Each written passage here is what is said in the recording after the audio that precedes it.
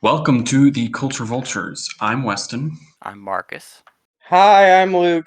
Today we're going to talk about Batman Under the Red Hood. Heavy spoiler warnings for this episode. Please watch the film, or if you don't care, then continue listening. Batman Under the Red Hood. The description reads, Red Hood, a diabolical villain who knows Batman's every move, takes Gotham by firestorm. As he begins cleaning it, with the efficiency of Batman, the Joker resurfaces to taunt his old nemesis. But But he Red doesn't Hood really. isn't Joker's old nemesis, and he never taunted Batman. So the description is pretty bad, but you guys will get the gist of the movie as we continue to talk about it.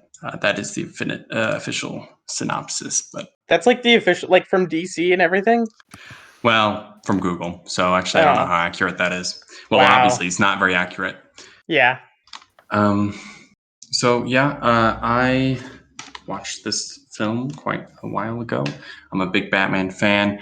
It's an animated movie, which I really enjoy as well. Yeah, nothing, mainly just me being a general comic book fan and Batman fan drew me to the movie. I heard good things about it. I watched it, and obviously it's a great movie, and I was very impressed by it. So I'm wondering, I know, Luke, you've seen the movie before, and you're also more of a comic book fan, but Marcus is not. So I think we should start with your first impressions, Marcus, as a newbie. My first impressions. Okay. I don't know why I was kind of expecting like higher tier animation, but I guess I'm just used to bigger budget animated movies, I guess. Because the animation seems a bit more like made for TV type of thing. Yeah. And the voice acting, I also was kind of disappointed with, for the most part. Besides one character who was done very well. I guess the Joker was done fairly well. The Joker, honestly, was so good. Yeah, Mark Hamill always does great as the Joker. Mm-hmm. Although I kind of hate him as a person. This one wasn't Mark Hamill, though, was it? Yeah, it was. No, this was DiMaggio or something. Really? Okay. What's his name? But still very, very good and very John Mark DiMaggio. Hamill style. I get why you would say that. I feel like Hamill is definitely the best Joker, but he did a very good Joker. DiMaggio did a very good Joker for this movie. I feel. I agree with you on the animation. It was, even like looking back now, it is a little bit disappointing, but it is a 2010 super low budget film. Can't blame it too much there. Yeah, that's just one of the things with animation is like I really like seeing like really well done animation, at least in the backgrounds and stuff, like stuff that you could pause and like really admire. Yeah. And I didn't really see that kind of thing coming up in this movie. Yeah, there definitely wasn't. And it would have been fine if I thought the like dialogue and plot was a little bit stronger. So wow. The voice acting was kind of meh, but it was all right. The dialogue was a bit shoddy here and there, but the plot was just really predictable, in my opinion. So you saw the twist coming? I mean, I think you're supposed to. I think you're supposed to already know what's going to happen. The spoiler. I mean, there's comes a point where they basically just like reveal it, but then they keep acting like it's a mystery for like a whole another chunk of the movie. Mm-hmm. And it's really weird. I mean, the thing is though, like this is made for comic book fans who already know, Yeah. and like I haven't actually read the comic that this was based off of, but like I've read stuff like involving like Red Hood, like early Red Hood, and it's normally spun as a mystery because like the whole thing was there's a huge history behind Jason as Robin and then him returning, because like he was killed off by a fan vote as well because people didn't like him, and then one guy apparently called in like a bajillion times to get him killed. So he like he pulled a Democrat and voted multiple times in the thing. So like he apparently just voted a ton. But anyway, they killed him off, and it was like really unexpected for them to do that, especially for the time period and for how brutal it was. And fans were just like, "Well, I guess this character is gone." And then just out of nowhere, they're like, "Hey, there's this character Red Hood," and everybody's like, "Who is this?" And it's Jason, and nobody expected it to be Jason. Yeah. And like Jason is now like Jason went from fans hated him to now he's like a super Top two, admired. Robin. Yeah. Yeah, now he's like a super admired character as he's evolved from being Robin into the Red Hood. It's like there's a long history behind it, and like this film has like me being a comic book fan watching this film again was like amazing because when I originally watched it, I wasn't a comic book fan at the time, so it's just like, hey, yeah, this is a good movie. But going back and watching it again, I'm just like, oh, this is amazing. Mm-hmm. So like I feel like this movie was made for comic book fans, as pretty Yeah, much all I DC can animated tell. movies. You can tell while watching it that you really need. You're expected to have all of this attachment and backstory already in your head.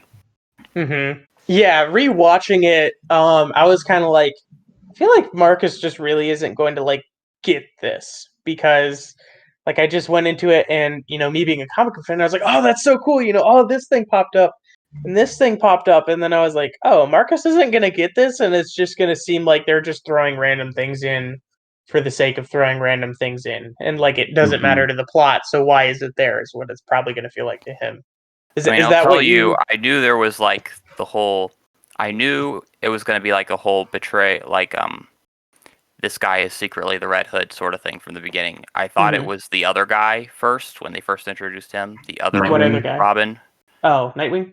Nightwing, Yeah, Dick until Grayson. they introduced the other guy, and I was like, okay, I guess it's this guy. I guess it's Jason. Mm-hmm. Mm-hmm. And then I just felt like the whole thing was kind of rushed because you kind of are expected to have all of that backstory already from the comics. So they didn't really spend a whole lot of time even trying to make it a mystery or hide it or anything. It's just kind of like in your face and kind of simplistic. Mm-hmm. And See, the whole and then at the end it all culminates in this like, moralistic like preaching back and forth between them, which is fine, but they didn't really build up to that at all during the movie. Like there were no hints at that. There were no moralistic decisions that Batman had to make up until that point. Yeah. That's why you And kind I of have to I know just who feel like it's Batman is. rushed. I So, strongly, strongly, strongly disagree with you, but I can see where you're coming from since you're not a comic book fan. Having watched other DC movies, this is honestly one of the best paced ones because normally DC movies tend to be like way too slow. They're normally really good, but they can be on the slow side. There's not a whole lot of action. It's a lot more characters interacting. And like I feel like no matter who you are, whether or not you're a comic book fan, if you know anything about Batman, you know Batman's like hugely against killing. And throughout the movie they just continually showed um Jason the Red Hood just killing people just outright. And did you? even sorry, go ahead. I was going to ask before we continue, Marcus. Did you know that about Batman? Actually. I know that, but I wanted the movie to give me some more concrete answers as to why, and also why in the reverse. Why is Red Hood doing all this? They kind of start to do that, and then they undersell it by just making him like a pathetic revenge thing. Like, that's not interesting at all to me. Like, oh, you should have killed him because he hurt me, and I would have done the same for you. That's dumb. Like, it could have been this interesting utilitarian philosophical argument that it was looking to be, for where it was like, is it good to kill this person who's going to kill all of these people in the future to save lives? But instead they just like neglected that and decided to go with, oh, Jason is mad because he got killed, quote unquote, Well, I think it's and he both wants things. revenge. I think it can be both things, and I think it is both things. And that way it makes it more emotional because Mm-hmm. you can feel the pain and like the betrayal that Jason felt by They should have just Batman not gone doing more anything about into him. it then, I because think it was literally just that one scene at the end, and there was no time to like develop this at all. I think there's a really strong divide here between Marcus and Weston and I, because Weston and I are huge comic book fans. Well, I'm not sure about Weston. I know I am, and like I think the whole thing, like what you're looking for, Marcus, is in the comics. That's what I've said. I Yeah. think the movie expects you to watch the comics, but I'd rather just read the comics. Yeah, The movie by Marcus, itself isn't the I agree. definitive version, in my opinion. Yeah, I agree with you. And I think if maybe like an updated version now that spent more time, that they put more budget into, that this movie was only how long? Like an hour and quite 15 short. minutes. Because I just feel like it was kind of like, it was almost dumbed down like it's like for a kids' TV show, except it's obviously not, because there's like tons of violence and stuff. But even like the way the dialogue is, and like I said, the way the themes are not really explored until this one rushed moment, like it seems like it's like a kids' movie or like an episode of a kids' TV show. I think the It reason definitely for feels like an that, episode. yeah, I think the reason for that, number one, is like as far as it feeling kind of like empty. Once again, the comics, and then also it being low budget, and this also being like very much so like a fan service film. This is for fans of DC. This is for fans of DC Comics who know this stuff, who see it, and they don't need a whole long explanation. They need one line, and that'll make us happy. Like throughout this whole thing, there were several just like one lines that just stuck with me, and I was like, yes. And I think the other reason, so number two, that like you're kind of like it kind of feels like an episode and almost like a kid's show, is this was pretty shortly after, I believe, that Justice League Unlimited ended, which was a kids show. But I'd honestly argue that Justice League Unlimited actually probably did a better job of exploring the stuff, because that show was really serious, and like it was a kids show, but it was really serious, and it was really dark, and it was really well done. Yeah, it wouldn't But this surprise me. is DC kind of coming off of making that kids show, and then adapting what at the time was a very recent comic And as it's well. very Yeah. much in the similar guess- style. As a non-comic books fan, like the only stuff I have to compare it to is like the Dark Knight trilogy, which I think does a lot better for people who aren't into comics and really creating a theme and really exploring it than this does, because this requires you to actually know the backstory and all that. Can we all agree though that Alfred was just fantastic? Oh I mean, yeah, he was barely in the Alfred movie, was really but good, sure. but I mean, that's what Alfred think- always is, though. Like, Alfred is just a background character who comes in every once in a while, is just amazing. I think Marcus, I definitely agree. And even watching this time, I was kind of disappointed by the lack of quality and how some of the scenes just didn't fit in. And I remembered it being better, but I will say that there are scenes in the movie that are like S tier, top tier scenes. The movie in general is kind of lacking, I would agree. But the scenes, any scene with the Joker is almost always going to be amazing in this movie. And the last scene between Red Hood and Batman obviously is very powerful, in my opinion. So there's a lot of powerful scenes. Even the opening scene was very powerful. But you have the Amazo stuff. I mean, that's fan service, and I actually didn't like that. Yeah, I was really weirded out by the fact that they put Amazo in there. And not only the fact that they put him in there, but the fact that he was defeated so quickly and easily. Yeah, it was pretty silly.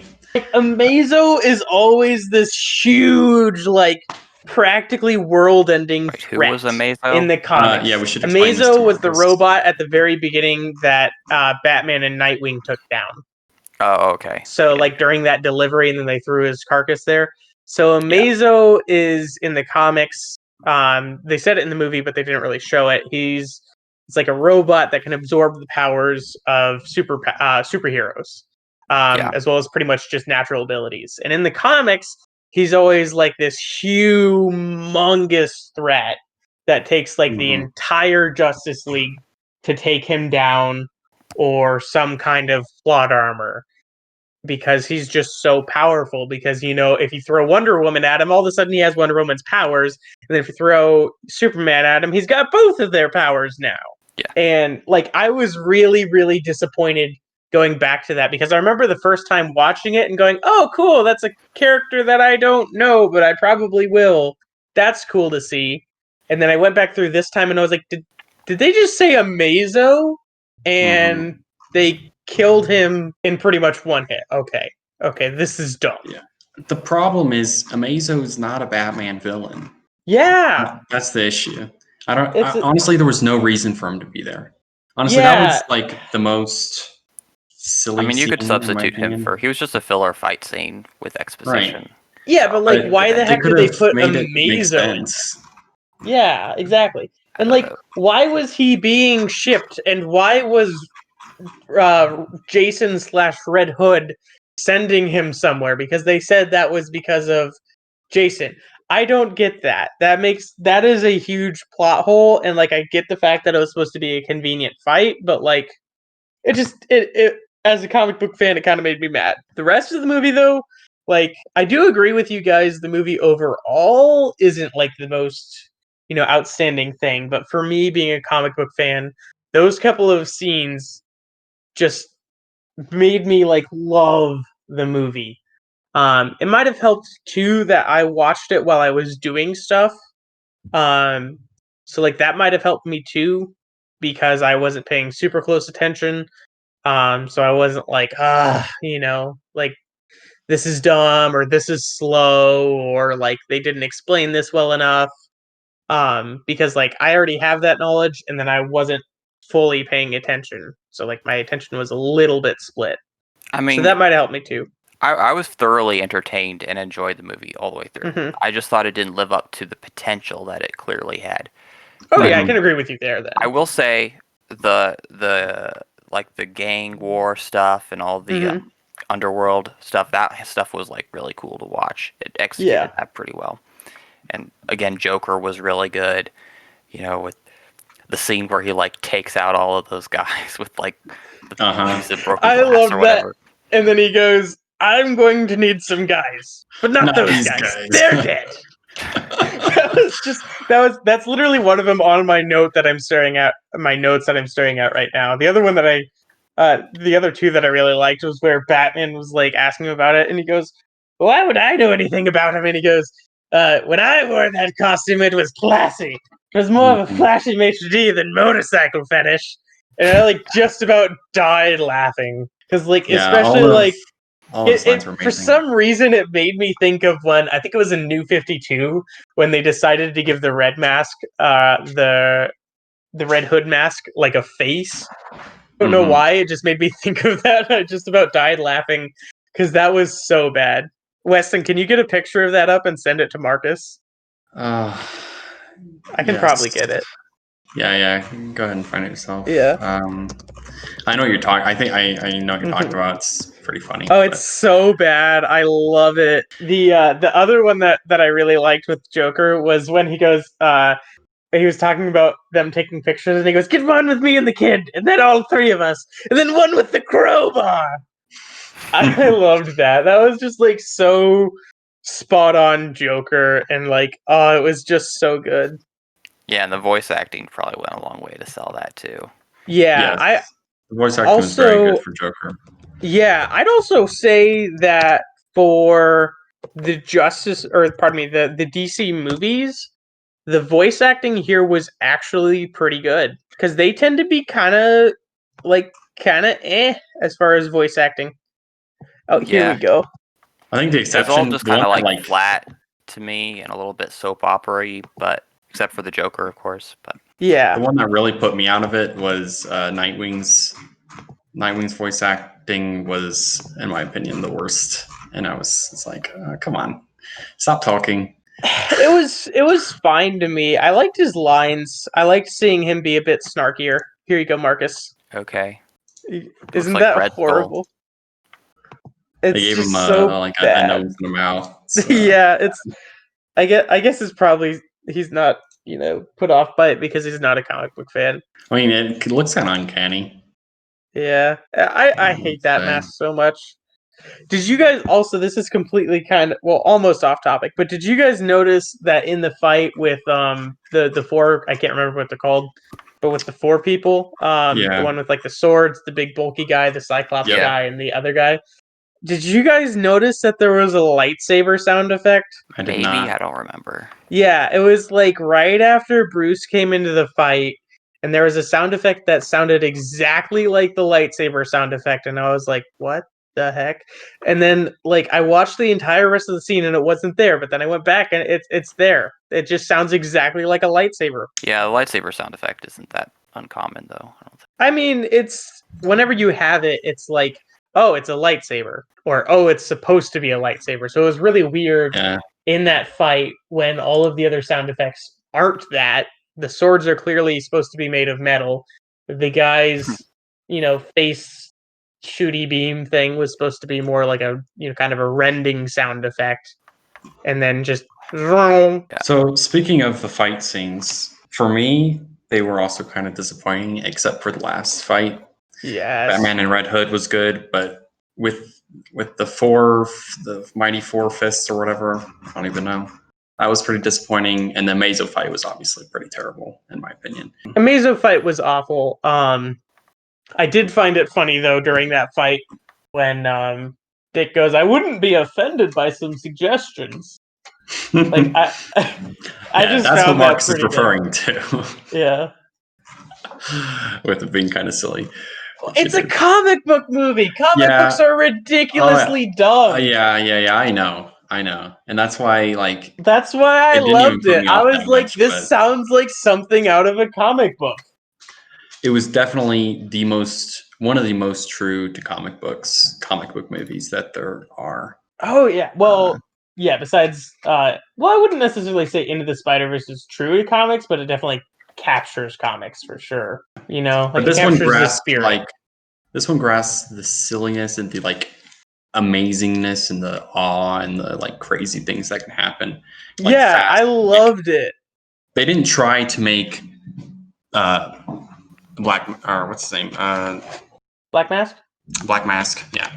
Black Mask, have a black mask. I feel like they would do that in a live action film nowadays, which would be pretty disappointing. They did, didn't they? Oh, was he in a live action? In Birds of Prey. Oh, he was in Birds of Prey? Okay. Yeah, let me look it up, but I think they did. But instead of doing that, they just actually made him a skull, which is very comic booky. And they added a Mazo, which is very comic book style. Yeah, I mean, and I like most of it, except for parts that just distracted me and were kind of nah. I honestly liked pretty much all of the movie. There were definitely parts that weren't as good. Here's the Black Mask from Birds of Prey, and yes, it is indeed a black mask. Oh, but yeah. I liked pretty much all of it. I haven't watched Birds of Prey. I've heard it's kind of trash. Yeah, I haven't watched it either, and I'll watch it if I can get it for free somewhere, but I'm not really that interested.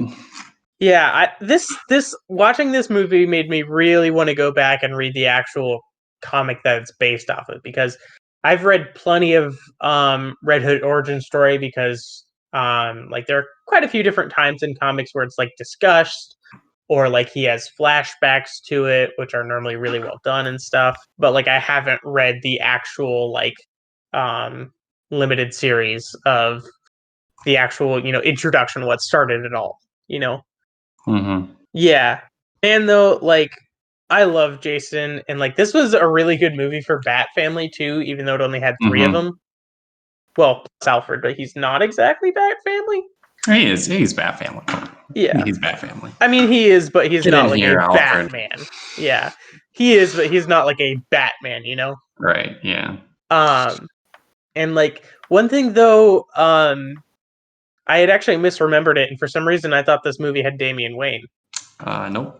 Yeah. I mixed it up with Son of Batman, I think. Yeah, so I mixed it up a little bit. So when I was remembering it, I thought I had Damian Wayne. So the whole time I was just waiting for that just horrible little brat to come out and like I love Damien, and like I was You like just Damien waiting. in the movies, in the animated movies? I don't like him as much there, but even there, I like him because he's just such a little asshole, and like that's what I love about him. He makes everybody miserable, and it's so funny. Like he's just there to be an annoying brat, and I am so here for it. And then like he actually did have really good character development in New 52, and then they kind of undid it. But honestly, I'm not too upset with them undoing it because I still just love him being a little asshole. You know, like that just personifies Damien, and it's so good. I don't get why people like. I can see why people don't like him, but I don't get why people don't like him. You know? Yeah. Well, anyways, we better not nerd too much. Marcus is very confused right now. That's Yeah, I have fine. no Who's this idea what you're Damien talking character? about. One day we'll have to watch Son of Batman. Honestly, Son of Batman's probably one of the better new Well, we'll need to do a DC comic movies. book episode as well. So be thinking about that. Yeah, I have. I've got several. Yes, that's true. Yeah, I'm probably gonna have you guys read the question first though, because like, oh my gosh, it's so good. I'm very excited for that. So, final thoughts about Batman Under the Red Hood for me is good movie overall with some very disappointing sections and some very outstanding sections.